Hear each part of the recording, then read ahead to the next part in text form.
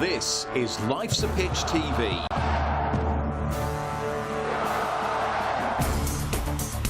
Main sponsor, DPS Tech.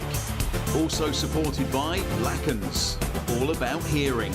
Forward Floors, Ginger Pickle, Fred Olsen Logistics, The Dove, Seckford Golf Club, Ashford Wright, John Keeble Cars, Venue 16, The Hudson Group, Come Hither Design, Sound 4 Pro Audio, and Suffolk Sound.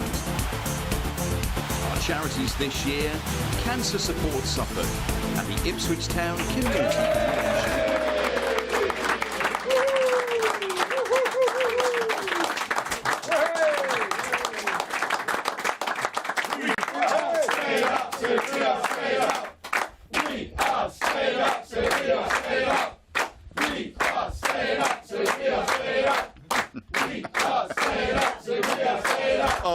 That's got a great ring about it, hasn't it? Has that not got a great ring about it?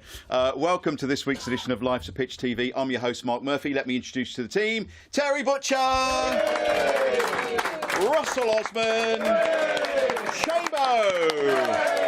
And behind the scenes today, we have Leslie, we have Richard, we have Mark, we have John, we have Sarah Jane, who has moved up tonight to be our floor manager. Give them a big round of applause. Without them, it wouldn't work. And you are our capacity crowd. Welcome the Churchman Stand, sponsored by John Keeble Cars. And the North Stand, sponsored by Ashford Wright. Yeah, slightly louder. We need a special guest. We are thrilled he's here. He's fitting well. Simon Milton.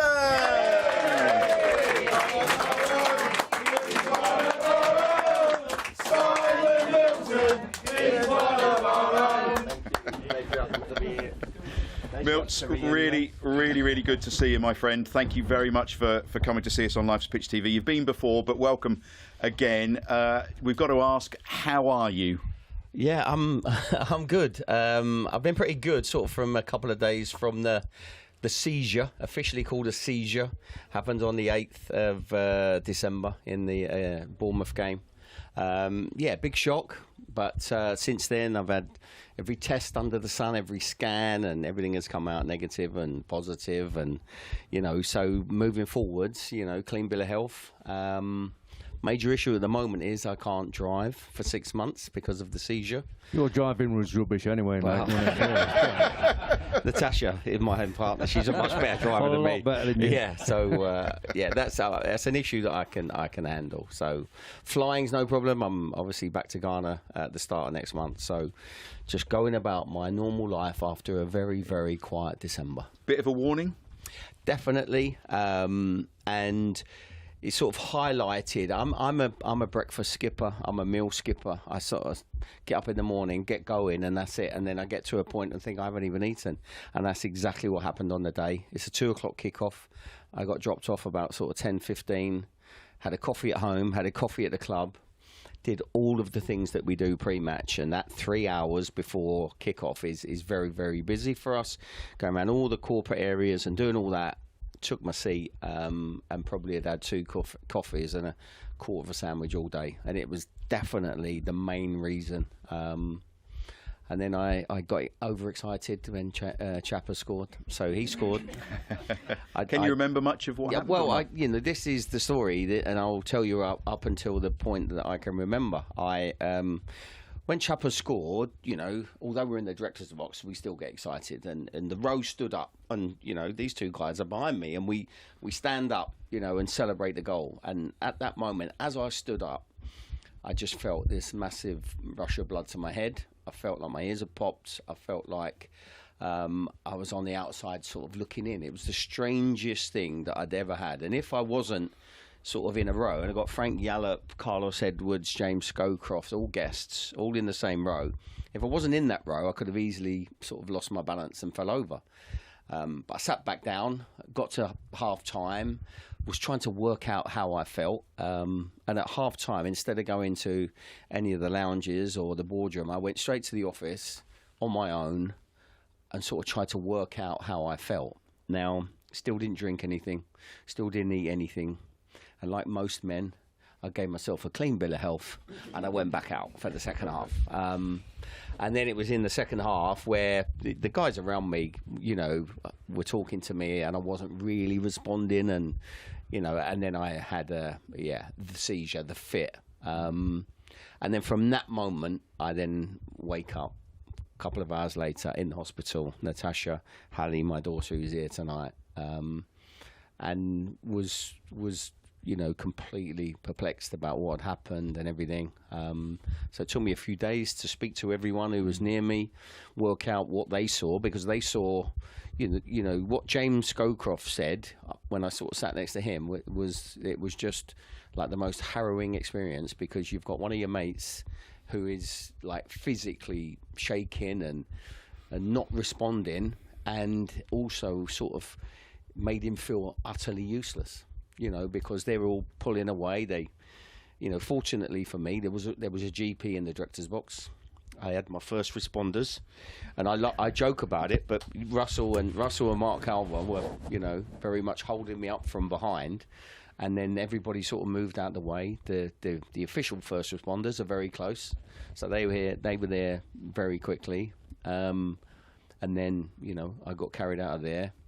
Out of the director's box. Not easy getting out of that row, is it? You go along the row, and then you go up, and then you go down, and then along the corridor into a lift, and then down onto like a stretcher, like a trolley that's ready to go off to the ambulance, and then off I went. So yeah, it was, and I didn't, you know, when you haven't seen yourself at its worst, you know, I haven't experienced what they experienced, but after talking to them all and all of the people around me, the first responders, in their reports, I definitely a shot across the bowels and a warning. So now I get up every morning, I feed the dog, and I feed myself. Good man.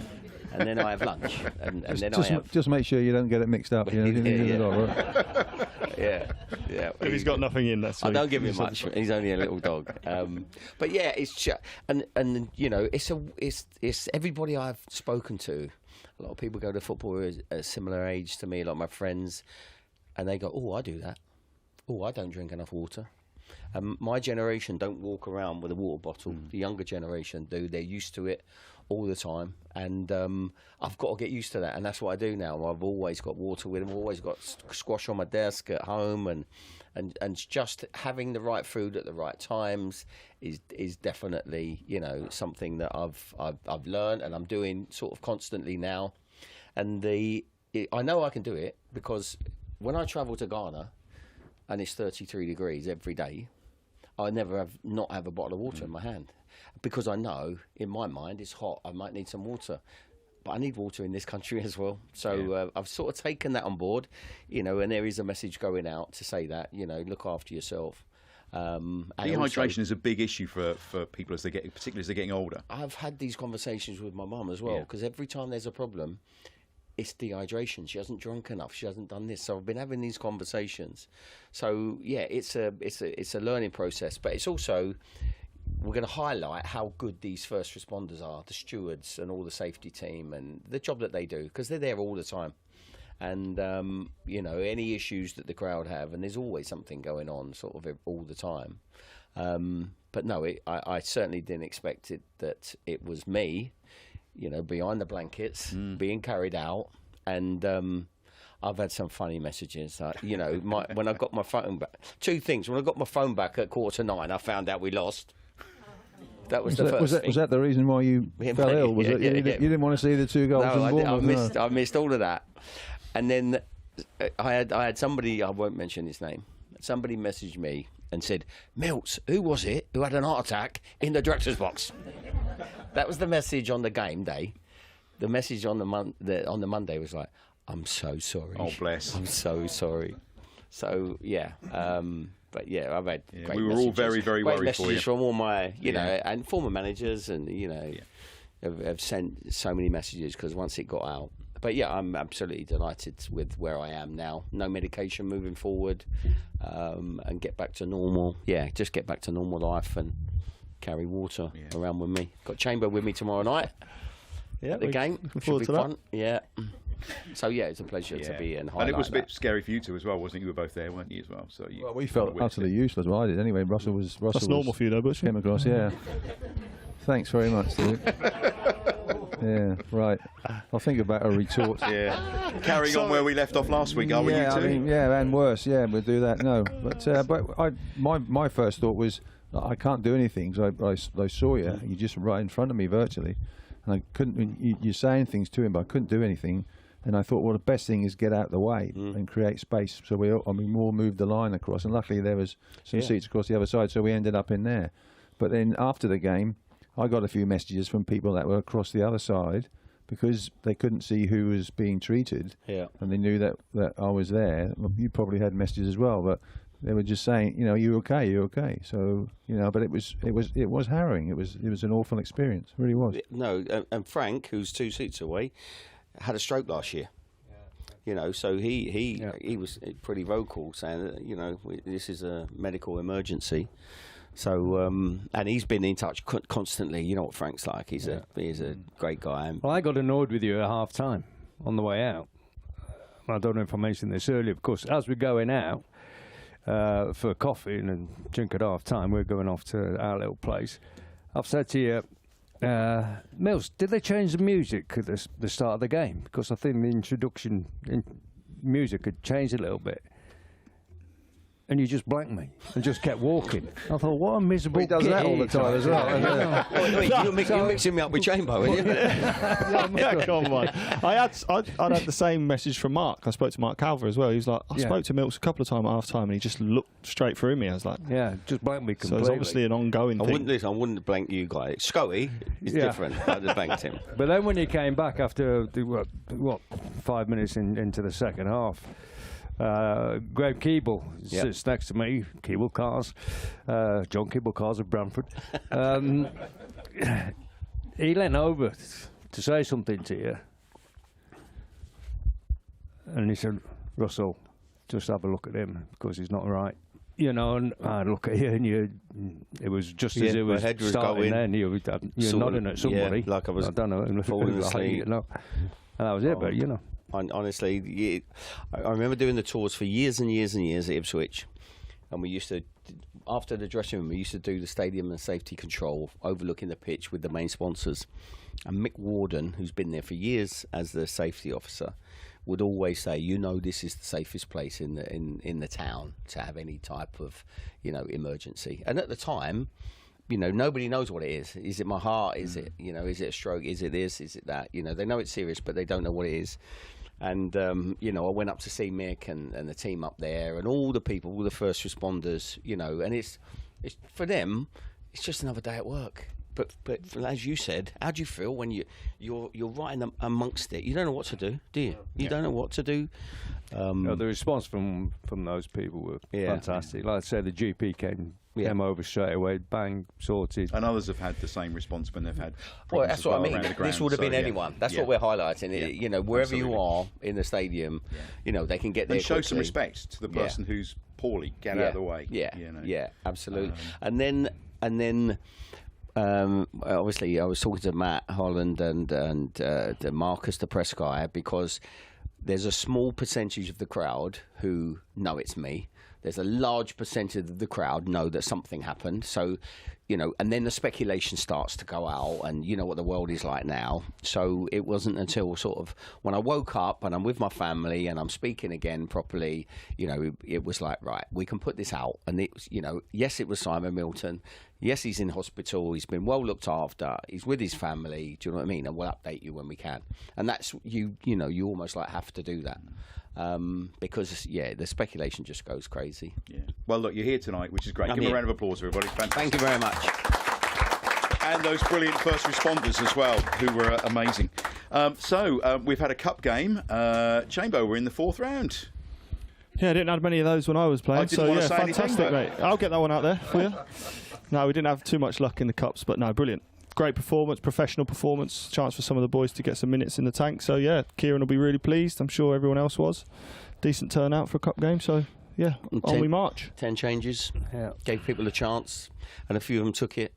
Your left back did well. Townsend coming in. He's not going to get many games, to be fair. If you're left back behind Leif Davis, don't expect to play. But if you get an opportunity, show that you can play. Yeah, he did well. Ben Godfrey, it was good to see him. Big guy, physically strong. Yeah. Enjoyed the game. Unit, good player. What about the draw, though? Coventry away. Yeah. It's, So, don't go big time on me. That's a great draw. It's another one. Opportunity to get into the next round. yeah. We wanted a smaller team at home. We get the big teams every week now, don't you know what I mean? Yeah, we do. Yeah, we true. do. That's a good we're point. ready for him. Good point. Yeah. I mean, obviously he was going to make a lot of changes, Butch, wasn't he? Yeah, without a doubt, it was Ipswich reserves in many aspects. But you look at the players. The chance to get 90 minutes or 70 minutes or how many minutes under your belt is gold dust. And I presume that it will be the same for Coventry away. So, but you have to do that because you're sacrificing the cup in many ways, or the possibility of a banana skin. But you do that because the ultimate goal is to stay in the Premier League. So, yeah, as a manager, that's something you'd have to do. And the sort of magic of the FA Cup sort of disappears a little bit until the latter stages, and then the big teams play their first teams the latter stages. So, yeah, but it's about Premier League. We are staying up. That's the main thing. But good performances by a lot of the fringe players. Yeah. I mentioned Townsend, good player. New lads coming into the squad. Pleased for Calvin Phillips getting a goal. Just showed his little bit of class with his finishing. He had a little check around him. Good first touch, bottom corner, made it look very simple. So he was very good. Clarkey getting a goal as well. Yeah, quick reaction there. So it was a good finish. So as an exercise there, as a cup game, they did what was needed. They got 3 goals up early, game over. There's always that third round question, isn't there? Does it still have the magic of the third round? Well, when you see the size of the crowd that was at Portman Road, that's a very then good I think point. it really does, doesn't it? Here, certainly at the moment. Anyway. That's a very good point. You've got clubs who are, who can't fill their stadiums, which they're filling every week, and then all of a sudden the FA Cup comes and they don't. And I think there was something like 7,000 people come to the game for the first time. I heard that fact. That's ridiculous, but it gives people an opportunity to come. And 28,000, and I thought for Bristol Rovers, they've got to be disappointed because they weren't a lower league team that came and had a real go. Do you know what I mean? It was almost like I was a bit disappointed with them. I know the people who went to the game and just thought, it's their opportunity. The pitch is absolutely magnificent. You'd been in that dressing room and gone, they made 10 changes, wouldn't you? Do you know what I mean? And this is an opportunity, lads. I think Maidstone did last year. Well, they did, exactly. And maybe that was ringing in our ears. Yeah, thanks for bringing that one up. Yeah. But Maidstone were. But no, you're right, because they were outstanding. I've been on the other side of that. I came back with Colchester. And we were the only only teams to win at Ipswich in that season, and we won 1-0. Don't know how, but we did give it. Get it done. But it's your chance, isn't it? For them. It's, you're right. They'll be disappointed with that. Yeah, just a bit disappointed with them. Just thought they could have had a real go. They didn't really show the respect that it deserved. No. And like I said, it's an opportunity for them. Some of them to. Was it the start of your big run back in the day? Wasn't it the start of the big run back in the day? Bristol Rovers. Yeah, we should have gone out really because Bobby Gould scored from a cross from the left wing that flew in the top corner, and the referee gave somebody offside in the 18-yard box, which was dubious to say the least. But we managed to get through the tie and went on from there. We played in the old Eastville Stadium, which is by they used to have massive, great big gas tanks there and stuff like that. So that's why their nickname is the Gas. Oh right, okay. Yeah, I won't tell you the Bristol City nickname. I can't swear on air. Something to do with when the river goes down close to Ashton Gate and it smells a bit. Okay. They're called the. Okay. Think we get that, Ross. Think we get that. Thank you. But yeah, 4th round, fantastic job. You mentioned Godfrey. Thoughts, Butch, on him as a signing? Well, look very good, and I think he's going to be right back. So this is about the 10th player that's played right back for us. But I think he'll do a solid job. He's got a good experience. Hasn't played that many games lately, but yeah, he's a big boy, and he can put it about. There's a couple of meaty tackles I saw up in the training on Tuesday, and yeah, he looks all right. Looks a big unit. Mick McCarthy would have liked him at right He would back. have loved wouldn't him, yeah. He would have loved him at right back. He wouldn't have got in the team, relax. I held that down well. No, he's a good player, but I always known him as a centre midfielder when in his early years, when he's on loan out from Norwich and then playing for Norwich at centre back. Yeah, there you go. So yeah, to see him play right back, I'm not sure that's his best position, but he's very, very athletic, and I think that's what. Well, it wasn't your Kieran best likes. position, but you certainly did very, very well out there. Yeah, a lot of people would tell you that I wasn't very good at right back. But Well, do you want me to tell you that What you do weren't they very know? good? Yeah, Well, sure. I can do. Yeah, I will I'll do, say yeah, that, I will do. Bush. So what was your best position then? now retired, I think.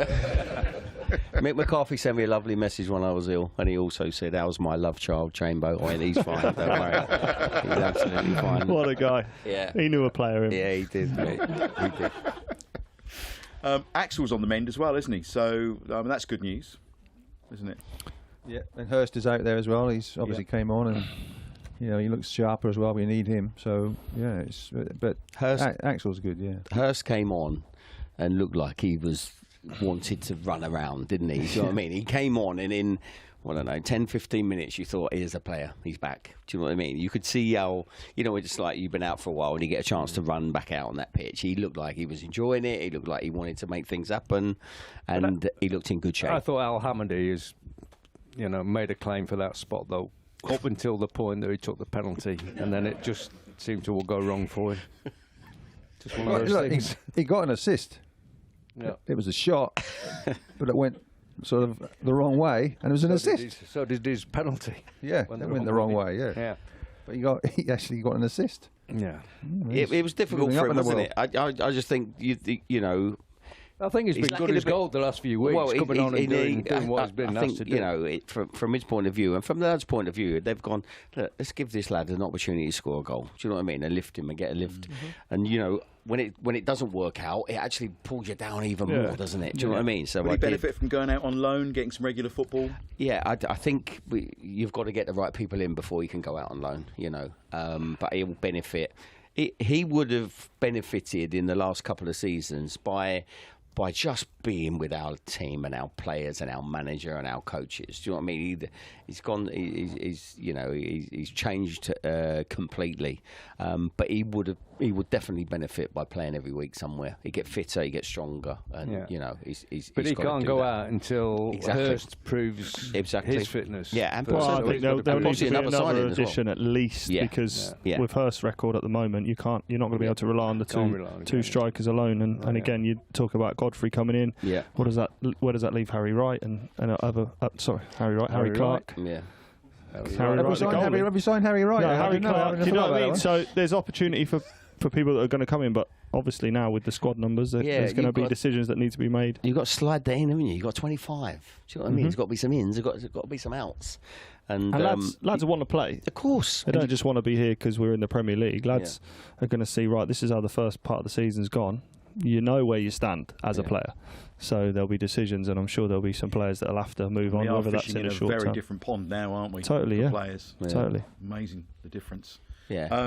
Philogene, whatever his name is, still hanging on with that deal. Would we like him? As long as I don't know what the issue is, or There was maybe an issue before, wasn't there? I may be I think it's his involved, agent. but I don't know. I think his you know. agent's getting a bit naughty. I think. But yeah, you think there's in the deal, there's our club, there's their club, there's the player and the agent. Now something's going wrong, and obviously I don't know what, but if the manager wants him, I want him. Do you know what I mean? I have true belief in what he can do with that player, and possibly he should have come in the summer, and then he would have been. But until it happens, there's loads of speculation, and when it tends to drag out and take this much time, it's the speculation tends to go negative, doesn't it? Yeah. I agree with that in certain aspects, but now that usually these deals wouldn't have even been heard about, but they're all heard about before. Yeah. I think some people in the club even hear about them, and then that saga is brought forward a week or two, and then it's like, well, why is it dragging on? Whereas before, you probably wouldn't even know the conversations were being had, and it's not very often that these signings are made so early in the window. They most of the time they do go to the end of January, and the contact's made in December. So that's I think we just got to almost have too much information at the minute to sort of judge what's going on, whether it's an agent or But Villa or the player himself. So, but he's a forward player, you know, and which we need. You need forward players. You We need need goals. I mean, we've got one of the worst need goal them. records and expected goals from outfield play in the Well, league. if So, you look at know, last year- we need goals. Goals will keep you up. Yeah, and if you look at last year, where we had Amari, then we had Sarmiento as well, didn't we? Do you know what I mean? And if one was doing it, you know, then the other one would come on and he would, you know, he would be a bit like that. And that's how I see this opportunity. The more forward attacking players you can get in our team, West that create got and a few, score. and They've got to Broadhead create got and a score. few, and Exactly. they all chipped in from all around. Yeah. And Philogene scored lots of goals last year for Hull, so he's one that will want to prove himself at this level. He's gone back to Villa, but not had the opportunities that he probably liked. But again, that would have been in the deal when he went on loan, that they had the option to bring him back, and then they've brought him back and then going to sell him for even more money. So it's a smart move from them in the business. Business and stance. we could see Amari featuring much earlier than perhaps we thought, you know, which would be nice to. So there's all of a sudden there's competition for places, new faces around, optimism, you know, where we're sitting in the league, we're not adrift. You've got chaos at other clubs around at the bottom, haven't you? With new managers coming in, we're stable. We've got stability, haven't we? Omari's fit. He's trained, Right, and he trained full pelt as well, so he'll be fit. Is it 5 out of the bottom 6? Change your managers. Something like that, yeah. Yeah, 5 out of the bottom 6. You know, it just shows you that they're not quite right, and that's why I think Terry was at the training ground this week. Been up the training ground recently. You walk up the training ground, it's a fabulous place to be, and the atmosphere is fabulous, isn't it? Do you know what I mean? And everything that you see, this is not a club that's going, oh my God, we're in the bottom 3. This is a club where, you know, people are coming in every day, they're enjoying training, everyone believes in the manager. And you know, you're coming to Palmer Road, the place is absolutely rocking. The fans behind you, the town behind you. It's a special time. Do you know what I mean? That's why I believe we've got the advantage. They've even got drones there. I know, I mate. kept watching this drone. I'm thinking, my God, you know, it's just imagine to have a drone. Bobby Robson with a drone. It would be no chance. Charlie Woods. Charlie Woods. There you go. Fergie. You imagine Fergie with the drone. What is that, Butcher? Yeah, he'd get a gun. He'd take a gun and shoot it. I'll tell you. You think that's clay pigeon shooting or something? But you were talking about the amount of staff and facilities. Do you know what I mean? Like when you know, give us an example of what that was like to when you were putting the bibs out and the cones out and doing everything yourself when you were a manager. It's crazy now. Well, there was Bobby Robson, Bobby Ferguson, Tommy Eggleston, and Wheels, the kit man. There was 4 people. Now you've got about 44 people out there. So you could like, because Kieran comes in the morning with a blank sheet of paper, he says, and then he then comes in very early, but then does his program for the day, and that's passed on to the minions, millions of minions, and they go out, scuttle out and do it back and put everything up the right way and all that sort of thing. He has a quick look to see everything's okay, and off they go with the training.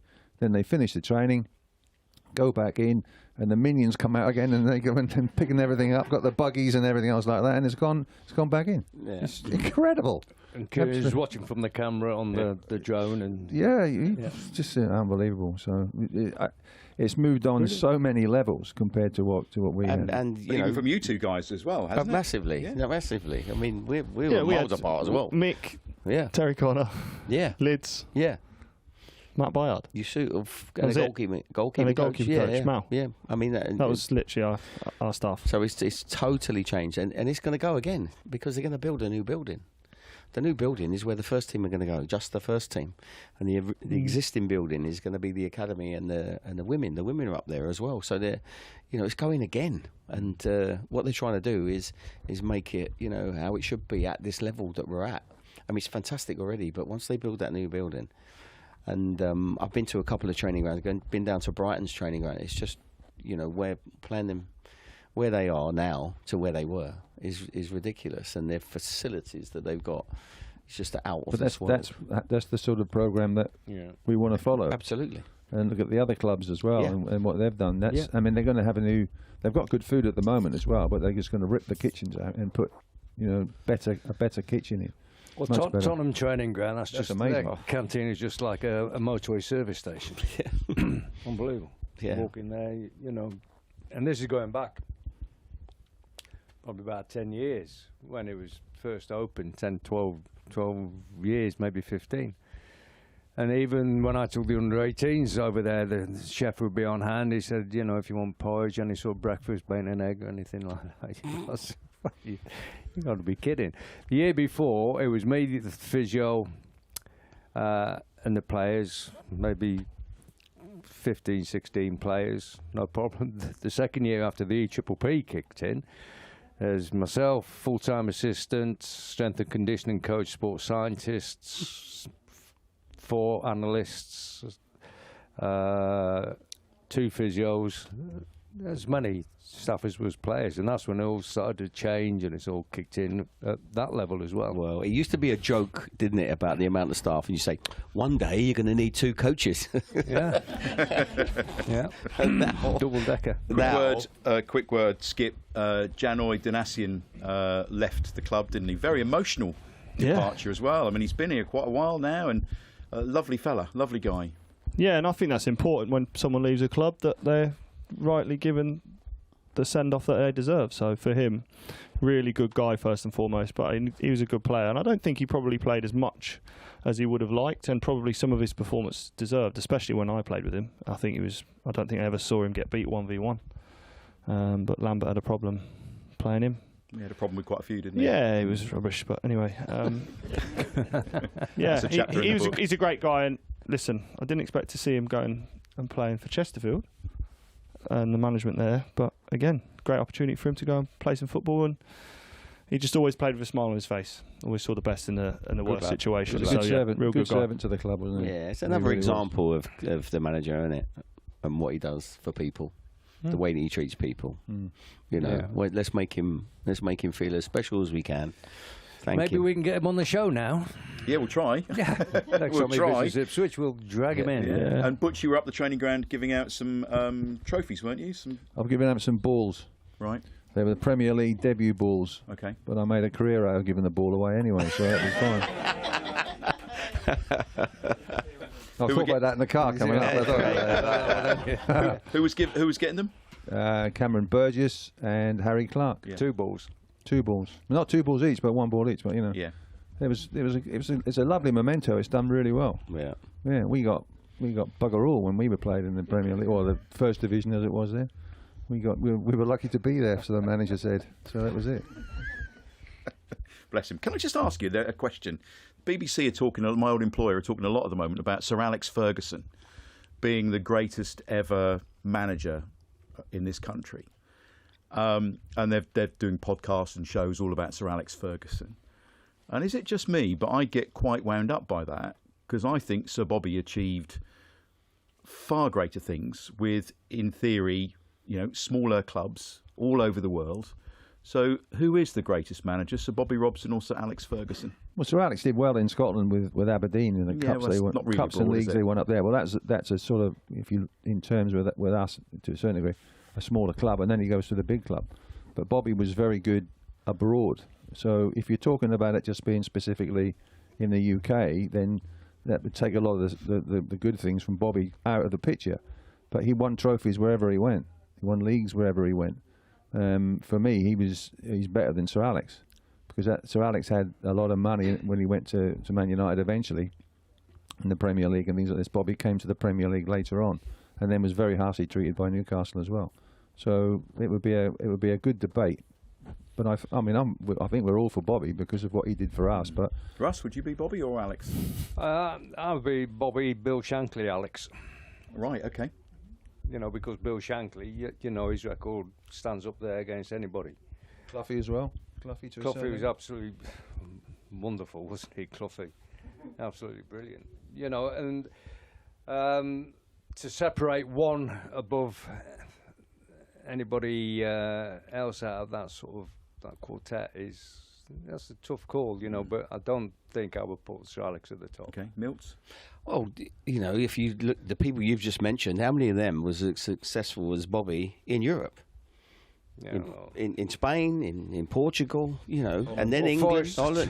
Yeah, Cloughie, two European trophies back to back. Yeah, massive achievements, but promotion, championship. As a manager, managing in all of the countries that he managed in, and then obviously being successful as an England manager, being a penalty away. You know, and look how many players that Sir Bobby actually brought in during his time here. Was it 14 over his whole period of management, was it? Yeah. Do you know who the first one was? Because he always tells me. It might be a quiz question. Yeah, first player that Bobby signed. First player. Charlie. Ian Collard. Ian Collard. From West Brom. From West Brom, yeah. Because he always tells me. Yeah, he tells everyone when he talks to me. Who would you go for, Chambo? Which greatest manager? I think without the stats and everything in front of me, initially I would have gone for Sir Alex Ferguson. Just because of obviously my era growing up and seeing them win the European Cups and the leagues over and over with the team that he had and the homegrown players that he brought through. But again, in terms of that's what I would initially react to. But listening to the boys, I'd have to get my pundit head on and go through the stat packs. We'll tell you next week. It's a good one, isn't it? It's a good, good debate. Well, I grew up watching Cloughy at the baseball ground. Go and watch his team there, you know, and I can still remember his side with Les Green in goal and Colin Todd, Roy McFarlane, Alan Hinton, the first lads to start wearing white boots and Kevin Hector, you know, all that crowd. Terry Hennessy and Dave Mackay. Some fantastic players there. The worst pitch in the world. Oh, yeah. Oh, absolutely. We want a blade of grass in it by the end of August. It's time to pick this week's Player of the Week, sponsored by, and they're here tonight. Give us a cheer, the Dove in Ipswich. Hey! Lady.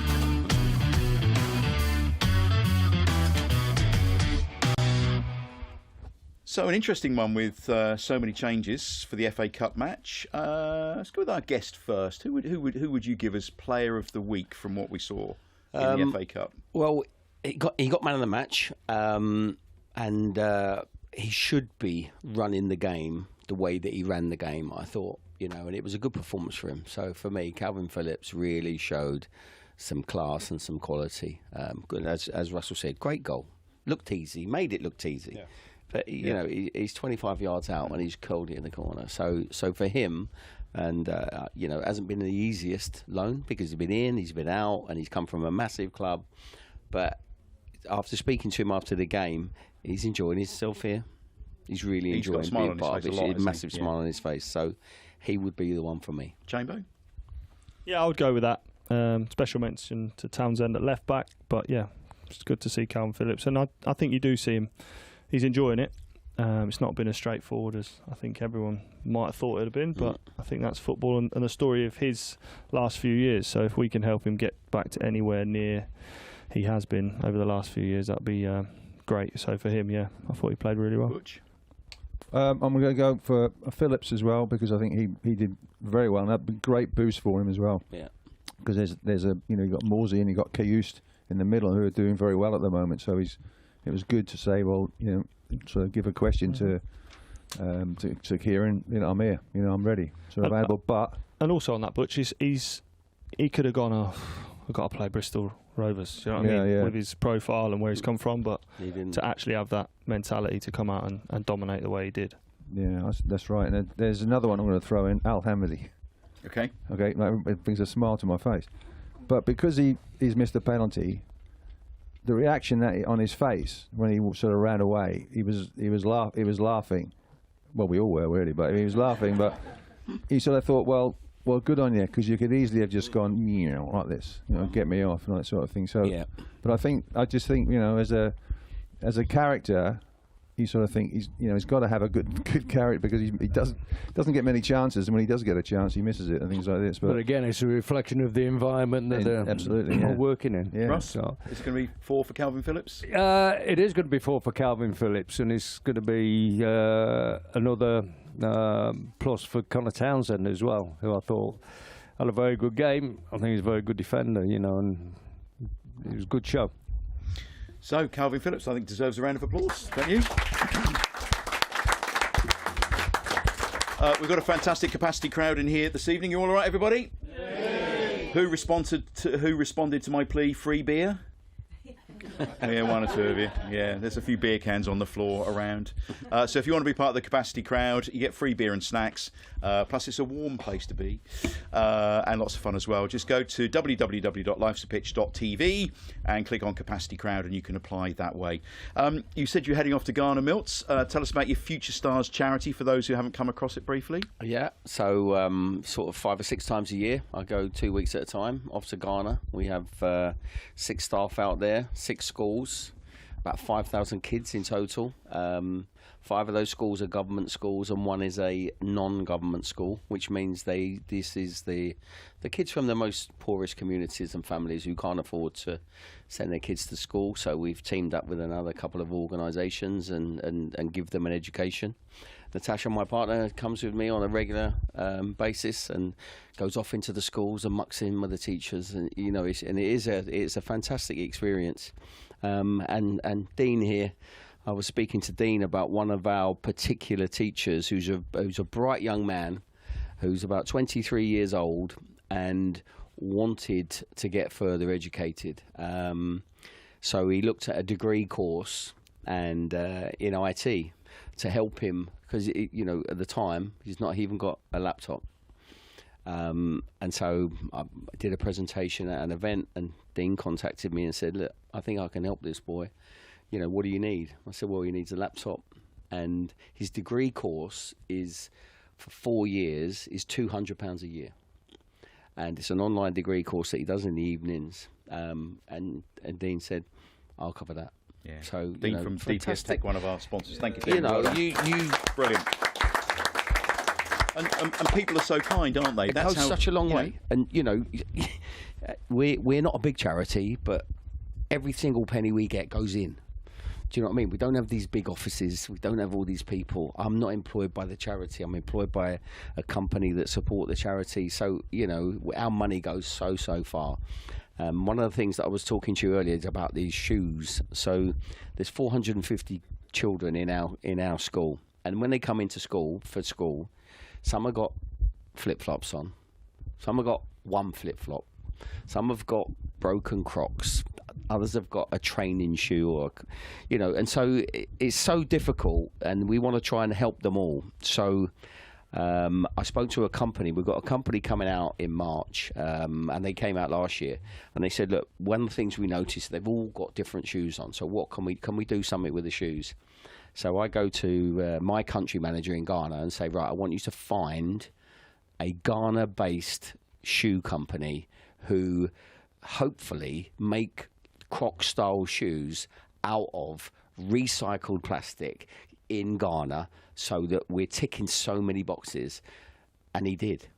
So the company have found these shoes. They're just like Crocs, so they're almost like indestructible. And at the end of every day, you can wash them under a tap and come in the next day.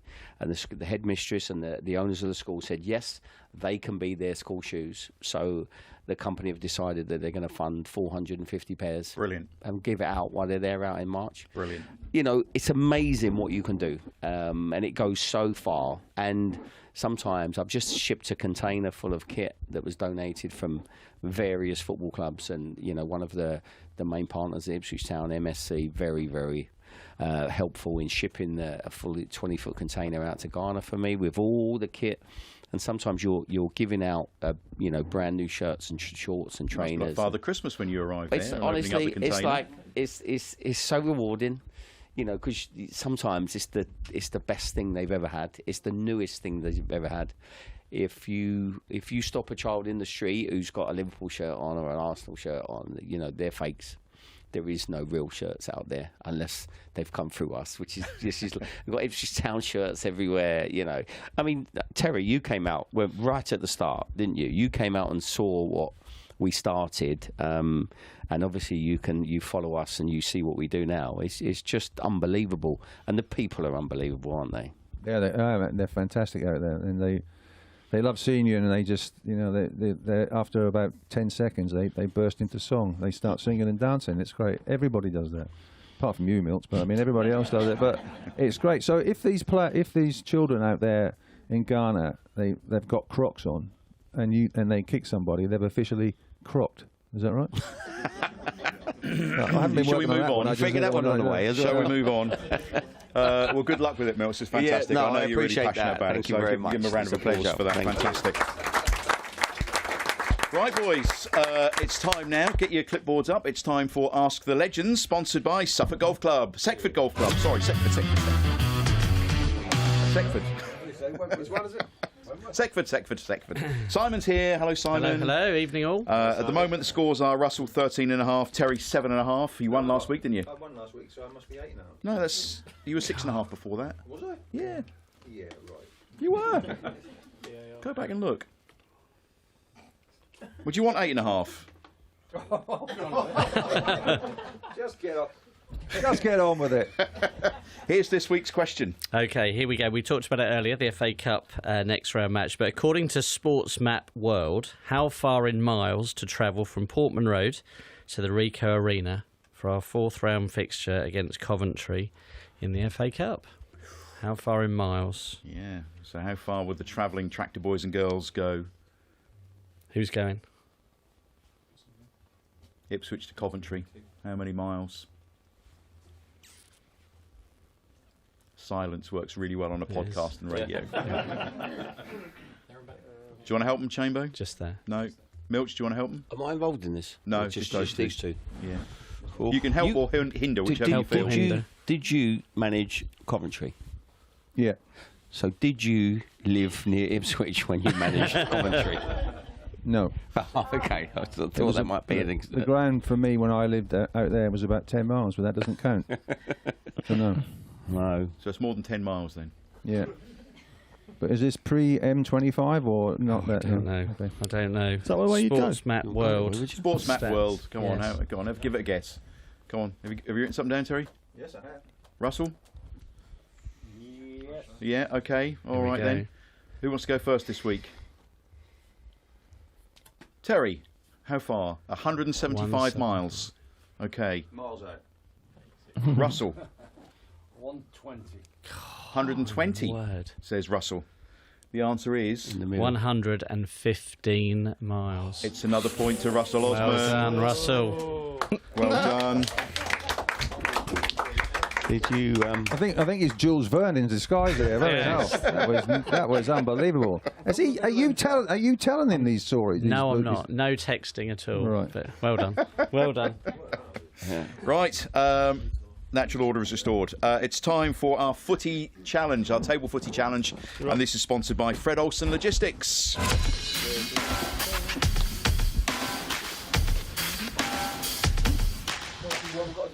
So we have a table football challenge. We need to find the other side, Milts. Other side, yeah. Yeah, the Reds. Yeah, we've got our two England and Ipswich defenders on the blue side. We need a volunteer from the crowd. Would anybody like to volunteer to partner Milts in the table football? Anybody coming forward? Go on, Hallie. Here she comes. Brilliant. Excellent. Way. Well done. Yep. So all you have to do, right, you've got 60 seconds on my whistle to score as many goals as you can against Terry and Russell. And you've got 5 to beat, okay? So you need to have a few balls ready. Whack it up that far end, okay? So 60 seconds, here we go. And you can spin. Yeah, go on. Oh, it's 1-0 already to Terry and Russell, straight from the kick-off. Oh, my goodness me. Good shot from Milts from midfield. Out from defence, I think, from Butch. They're trying to keep it back, trying to keep the score down. 2-0 to Terry and Russell. Oh, dear. Could be a high-scoring game. Got another 35 seconds. Milts trying hard from midfield. Oh, it was a good save there, I think, from Terry Butcher. Go on, Milts. Bang it in there, boy. Go on. Get it in there. Oh, missed kick. Still 2-0.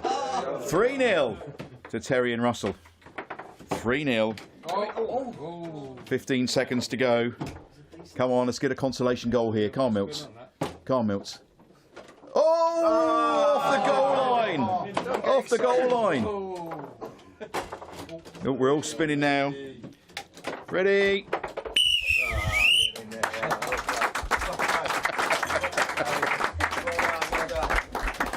Brilliant. Brilliant. So Chambo still in the lead with 5 goals to his name from the very first episode this season. So still the man to beat. See, our kick-off worked very well again there. Yeah. Straight from the kick. Have you been practising that one? The little spin. No, I can't possibly divulge it. Oh, okay. There's a bit of spin Did going on. you get one of these tables for Christmas? Because you've both improved since Christmas.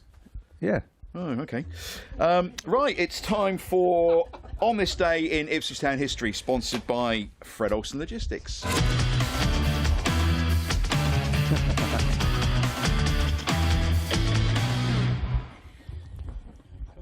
Russell. Right, on this day in history, January the 15th, got a little message from Dan Botton, whose book it is, just to ask me if I remember, and you might remember this, Terry, flying off to Dubai mid-season in 1979. It's vaguely familiar. It It would look a lot different from what it does now, that's for sure. Yeah.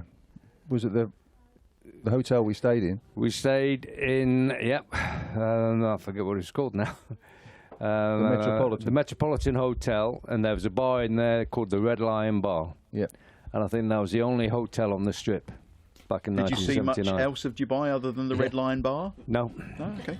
Well, I just there thought I'd wasn't, ask. there wasn't anything else to see, so they had to stay in the bar. Yeah. And on that Brilliant. it Great was on the stuff. same day that Life on Earth first appeared on TV screens. Oh, right, okay. Life on Earth? David Attenborough. Yeah. YMCA by the Village People topped the music charts, and Superman packed out cinemas. And that's when we jetted off to sunny Dubai. Why was that then, mid-season? Just mid-season, we just went for a bit of sun, I think. Okay. Did it work? Did it There's no help? other reason to go to Dubai, is there? No. In those days, no. I think Bobby Robson had something, Was had it a lot deal? to do with it. He had a There bit was of a a deal deal. there I think somewhere, with a wasn't deal there? going on there He somewhere. fancied Yeah, we trip played there, a did he? game out there, didn't we? Yeah. Yeah. Did we? I can't remember. Yeah, that I'm now. sure we played a game. And also in 1884, on this day in history, it was the first ever game at Portman Road. The ground was also used by East Suffolk Cricket Club in the summer. The London Pilgrims, who normally played at Hackney Downs, were a top amateur team who tended to travel the country with a fine team including Andrew Watson, widely considered to be the first black international footballer. Watson was born in British Guyana to a local woman who married a wealthy Scottish sugar planter and emigrated to Britain, where he won 3 caps for Scotland in 1881. Oh, right, okay. And that's all the info from this day in history. Fantastic. On this day. Thank you, Dan, very much. Ipswich Town women away to Manchester City. Always going to be a tough task, Chambo, wasn't it? But you know, they're stepping up a level all the time.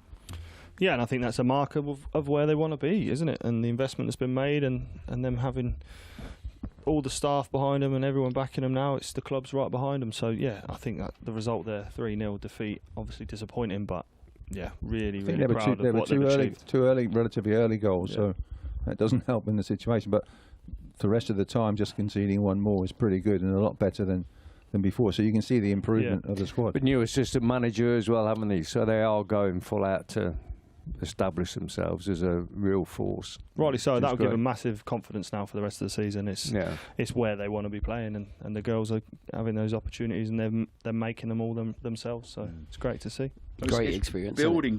Building all the time, Yeah. isn't it, Mills? Yeah, great experience for them.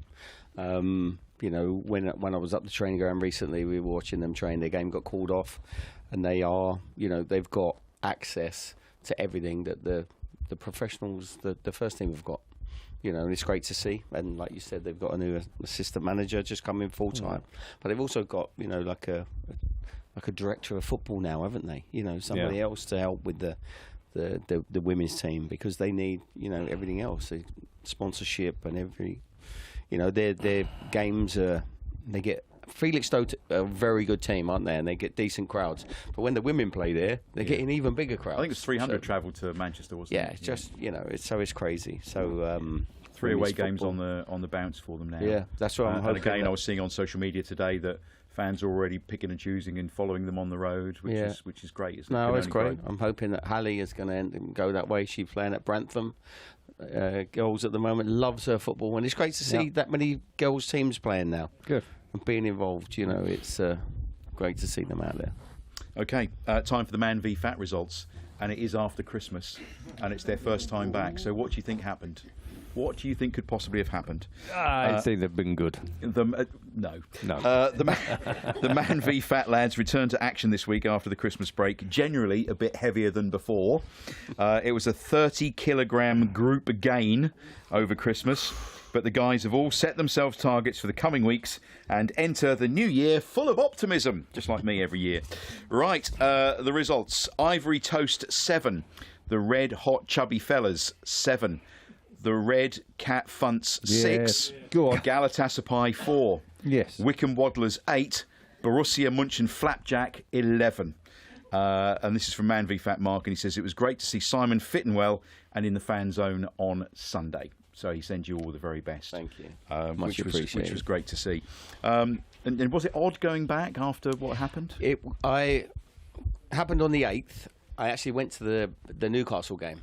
And I went to the Newcastle game with Hallie. I sat in the director's box, sat in the same seat, not working that day, but just sitting there. And that was strange. Just, we didn't score, so I didn't get excited. I certainly didn't get excited when they scored, and they were. Did you have your breakfast in the morning? I had my That's the main breakfast, thing. There you go. My you see. food, and quick word on Newcastle. That's the best Newcastle team I've seen for many, many years.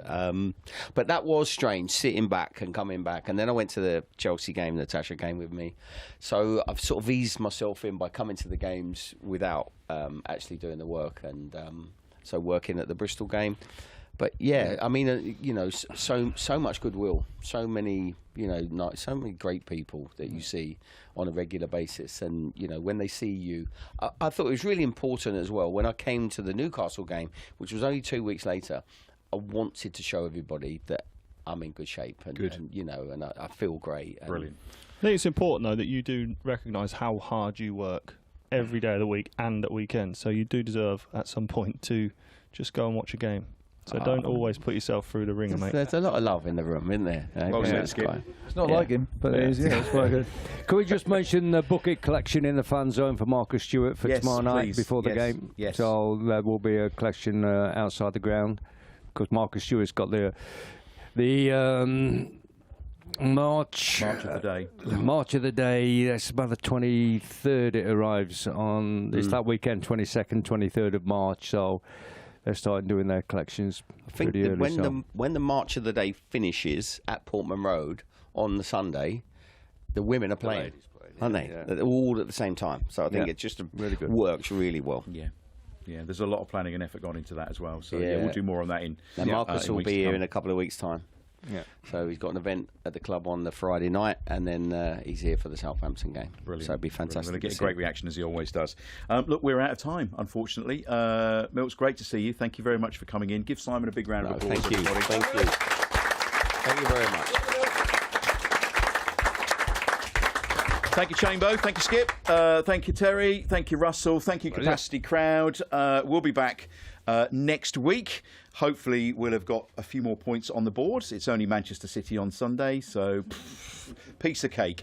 I'll leave you with a couple of words, and Capacity Crowd, feel free to join in. Blue Army! Blue Army!